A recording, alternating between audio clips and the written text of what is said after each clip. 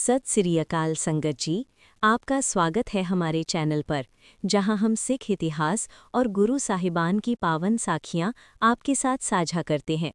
आज हम आपको लेकर चलेंगे उस ऐतिहासिक पल में जब गुरु गोबिंद सिंह जी ने आनंदपुर साहिब में होला मोहल्ला की शुरुआत की। अगर आप ऐसी ही सच्ची और प्रेरणादायक साखियां सुनना चाहते हैं तो चैनल को अभी सब्सक्राइब जरूर करें। सन 1700 की वो सुबह आनंदपुर साहिब के इतिहास में किसी स्वर्ण अक्षरों वाले पन्ने की तरह थी। शिवालिक की पहाड़ियों के बीच बसे इस खुशियों के शहर में हवाएं आज कुछ अलग ही संदेश लेकर आ रही थीं। सतलुज दरिया का पानी कलकल करता हुआ जैसे गुरु गोबिंद सिंह जी की महिमा के गीत गुनगुना रहा था। ये वो समय था जब खालसा पंथ की स्थापना को अभी एक ही वर्ष बीता था। 1699 की बैसाखी पर जब गुरुजी ने 5 प्यारों को अमृत छकाकर सिंह बनाया था, तब से सिखों के भीतर एक नई ऊर्जा, एक नया आत्मसम्मान और एक नई पहचान पैदा हो गई थी। अब समय था इस नई शक्ति को एक उत्सव का रूप देने का, एक ऐसा उत्सव जो सदियों तक आने वाली पीढ़ियों के लिए वीरता और मर्यादा का प्रतीक बन जाए। गुरुजी ने अपने दीवान में बैठकर विचार किया कि सदियों से चली आ रही होली की परंपरा को अब एक नया मोड़ देने की आवश्यकता है। उन्होंने देखा था कि उस समय समाज में होली का अर्थ केवल हुड़दंग, नशा और कमजोरों को तंग करना रह गया था। लोग कीचड़ फेंकते थे, गालियां देते थे और मर्यादाएं लांघ जाते थे। कलगीधर पिता ने तय किया कि उनका खालसा ऐसी होली नहीं खेलेगा जो आत्मा को मैला करे, बल्कि वो ऐसी होली खेलेगा जो रूह को निखार दे। गुरुजी ने अपने खजानची और सेवादारों को बुलाकर आदेश दिया कि खजाने के द्वार खोल दिए जाएं। उन्होंने कहा, मेरे प्यारों, आज आनंदपुर की गलियों में साधारण रंग नहीं बल्कि रूहानी सुगंध बिखरेगी। जाओ और सबसे उत्तम श्रेणी का केसर, कस्तूरी, गुलाब, चंदन और अंबर लेकर आओ। गुरुजी के हुक्म पर पूरे आनंदपुर साहिब में तैयारियों का दौर शुरू हो गया। दूर दराज के क्षेत्रों से सिख संगतें जत्थों के रूप में पहुंचने लगीं। कोई घोड़े पर था, कोई पैदल, तो कोई बैलगाड़ियों पर सवार होकर अपने सद्गुरु के दर्शनों के लिए आ रहा था। आनंदपुर साहिब की सुरक्षा के लिए गुरुजी ने जो 5 प्रमुख किले बनवाए थे, आनंदगढ़, लोहगढ़, फतेहगढ़, तारागढ़ और होलगढ़, उन सभी पर नीले निशान साहिब गर्व से लहरा रहे थे। इन किलों की प्राचीरों से नगाड़ों की गूंज ऐसी उठ रही थी जैसे बादलों का भीषण गर्जन हो। नगर के हर कोने में विशाल लंगर सजे थे, जहां बिना किसी भेदभाव के राजा और रंक एक साथ बैठकर भोजन कर रहे थे। 36 प्रकार के पकवान तैयार किए जा रहे थे, लेकिन सबसे बड़ा पकवान तो वो नाम का रस था, जिसे चखने के लिए लाखों लोग उमड़ पड़े थे। उत्सव की शुरुआत में गुरु गोबिंद सिंह जी अपने दिव्य सिंहासन पर विराजमान हुए। उनके मस्तक पर सजी कलगी और गले में मोतियों की माला उनके ओजस्वी व्यक्तित्व को और भी निखार रही थी। उनके समीप ही सर्वलो यानी शुद्ध लोहे के विशाल पात्र रखे थे, जिनमें केसरिया और सुर्ख लाल रंग घोला गया था। जब गुरुजी के प्रिय कवि और परम विद्वान भाई नंदलाल जी माथा टेकने के लिए आगे बढ़े, तो गुरु महाराज ने मुस्कुराते हुए अपनी मुट्ठी में गुलाल भरा और नंदलाल जी के चेहरे पर मल दिया। गुरुजी ने बड़े प्रेम से कहा, नंदलाल, दुनिया केवल शरीर रंगती है, लेकिन मैंने तुम्हारी रूह को रंग दिया है। अब तुम्हारा ये लोक भी सुधर गया और परलोक भी। भाई नंदलाल जी इस अलौकिक कृपा को देखकर विस्माद की स्थिति में चले गए और वहीं खड़े होकर गुरु की महिमा में अपनी प्रसिद्ध गजलें पढ़ने लगे। हवा में गुलाल के ऐसे बादल छा गए थे कि दोपहर का सूरज भी गुलाबी नजर आने लगा था। पिचकारियों से केसर की बौछार हो रही थी और हर सिख योद्धा एक दूसरे को गले लगाकर गुरु की खुशियां बांट रहा था। किंतु इसी आनंदमयी वातावरण में बीच अचानक एक ऐसा दृश्य उभरा जिसने पूरी संगत को स्तब्ध कर दिया। दरबार के मुख्य द्वार से एक व्यक्ति भीतर प्रवेश कर रहा था, जिसका हुलिया अत्यंत विचित्र और डरावना था। वो व्यक्ति सिर से लेकर पैर तक काले कोयले की राख और कालिक से पुता हुआ था। उसके कपड़े फटे थे और चेहरा इतना काला था कि आंखों की सफेदी के अलावा कुछ नजर नहीं आ रहा था। जहां पूरा खालसा केसरिया और सुनहरे रंगों में चमक रहा था, वहां ये व्यक्ति एक स्याह अंधेरे की तरह दिख रहा था। ये कोई और नहीं, गुरु घर के सबसे पुराने और समर्पित सेवक भाई सुथरा जी थे। भाई सुथरा जी का इतिहास बहुत ही भावनात्मक और शिक्षाप्रद था।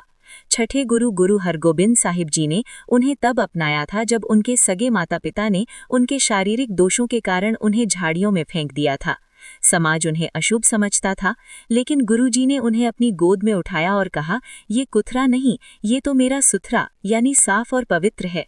तब से सुथरा जी गुरु घर की सेवा में ऐसे रमे कि उन्होंने कभी पीछे मुड़कर नहीं देखा।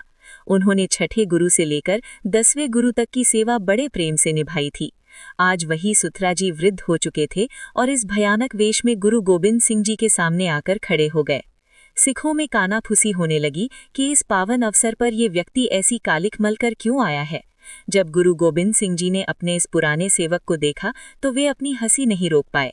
उन्होंने सुथरा जी को अपने पास बुलाया और पूछा, सुथरा जी, सारा संसार आज रंगों के उत्सव में डूबा है, फिर आपने अपने शरीर पर ये कालिख क्यों मली है? क्या आपको हमारे केसर और चंदन के रंग पसंद नहीं आए? भाई सुथरा जी ने आंखों में आंसू भरकर और बहुत ही गंभीर स्वर में कहा, सच्चे पातशाह, मुझे रंगों से बहुत प्रेम है, लेकिन मुझे आपके इन सिखों से उससे भी ज्यादा प्रेम है। मैंने देखा कि आज आपका खालसा गुलाब की पंखुड़ियों की तरह खूबसूरत लग रहा है। हर सिख के चेहरे पर नूर है और आनंदपुर की शोभा देखते ही बनती है। सुथरा जी ने आगे कहा, लेकिन महाराज मुझे डर है। मुझे डर है उन पहाड़ी राजाओं और मुगल जासूसों की बुरी नज़र का, जो पहाड़ियों की ओट से हमारे इस वैभव को देख रहे हैं। जब कोई वस्तु बहुत सुंदर होती है तो उसे दुनिया की काली नज़र लग जाती है। इसलिए मैंने सोचा कि अगर मैं भी रंग लगाकर सुंदर बन गया तो आपकी इस सुंदर संगत को नज़र लग जाएगी। मैंने जानबूझकर खुद को काला कर लिया है ताकि मैं आपकी इस सुंदर संगत का नज़र बट्टू बन जाऊं। अब जब भी कोई दुश्मन बुरी नज़र से इस दरबार को देखेगा, उसकी नज़र मेरे इस काले चेहरे पर पड़ेगी और मेरी संगत, मेरा खालसा सुरक्षित रहेगा। भाई सुथरा जी की इस बात ने गुरुजी और पूरी संगत का हृदय जीत लिया। गुरुजी ने उन्हें गले लगाया और कहा, धन्य हो भाई सुथरा जी, आपने साबित कर दिया कि सेवा केवल तलवार चलाने से नहीं बल्कि कौम की रक्षा की फिक्र करने से भी होती है। इसके बाद गुरु गोबिंद सिंह जी ने उत्सव को एक नया और सामरिक मोड़ दिया। उन्होंने घोषणा की कि आज से हम केवल रंगों की होली नहीं खेलेंगे बल्कि होला मोहल्ला मनाएंगे। होला का अर्थ था हमला और मोहल्ला का अर्थ था वो स्थान जहां फौज अभ्यास करती है। गुरुजी ने सिखों को 2 समूहों में विभाजित किया। एक समूह को होलगढ़ किले की रक्षा का जिम्मा दिया गया और दूसरे को उस पर आक्रमण करने का। लकड़ी की तलवारों, ढालों और नेज़ों के साथ जब सिख योद्धा मैदान में उतरे तो वीरता का एक नया रंग पूरी फिजा में बिखर गया। घोड़ों की टापों से उड़ती धूल और शस्त्रों की खनक ने दुनिया को बता दिया कि ये कौम अब केवल प्रार्थना करना नहीं बल्कि प्रहार करना भी जानती है। मैदान में गटका के अद्भुत प्रदर्शन हो रहे थे। सिंह अपने घोड़ों पर सवार होकर हैरत अंगेज कारनामे दिखा रहे थे। कोई दौड़ते घोड़े पर बैठकर तीर चला रहा था तो कोई 2 घोड़ों पर एक साथ पैर रखकर सवारी कर रहा था। गुरुजी स्वयं अपने नीले घोड़े पर सवार होकर टीले से सिखों के इस रण कौशल को देख रहे थे। जो योद्धा सबसे बेहतर प्रदर्शन करता, गुरुजी उसे स्वयं सम्मानित करते और सरोपा भेंट करते। उन्होंने अपने सिखों को उपदेश दिया कि त्योहार का असली अर्थ अपनी कमजोरियों को त्याग कर शक्ति संचय करना है। उन्होंने सिखाया कि एक सिख को संत सिपाही होना चाहिए, हृदय में केसर जैसी कोमलता और दया हो, लेकिन हाथ में धर्म की रक्षा के लिए फौलाद जैसी ताकत हो। गुरुजी ने उस दिन होली के पुराने और बिगड़े हुए रूप को पूरी तरह बदल दिया। उन्होंने हुक्म दिया कि खालसा कभी नशा नहीं करेगा, कभी किसी पराई स्त्री पर रंग नहीं डालेगा और कभी कीचड़ या गंदे रंगों का प्रयोग नहीं करेगा। उन्होंने नाम की बाणी और शस्त्र की शक्ति का मेल कराया। उन्होंने सिखाया कि असली होली वो है जहां मन के विकारों को जलाकर राख कर दिया जाए और ईश्वर के प्रेम का सच्चा रंग चढ़ाया जाए। गुरुजी ने कहा, जो रंग पानी से उतर जाए वो रंग कैसा? रंग तो वो होना चाहिए जो रूह पर चढ़ जाए और मरने के बाद भी साथ रहे। इस प्रकार गुरु गोबिंद सिंह जी ने संसार को असली होली खेलना सिखाया। उन्होंने मिट्टी और कीचड़ की जगह आत्मसम्मान का गुलाल दिया। उन्होंने कमजोरी की जगह बहादुरी का केसर दिया।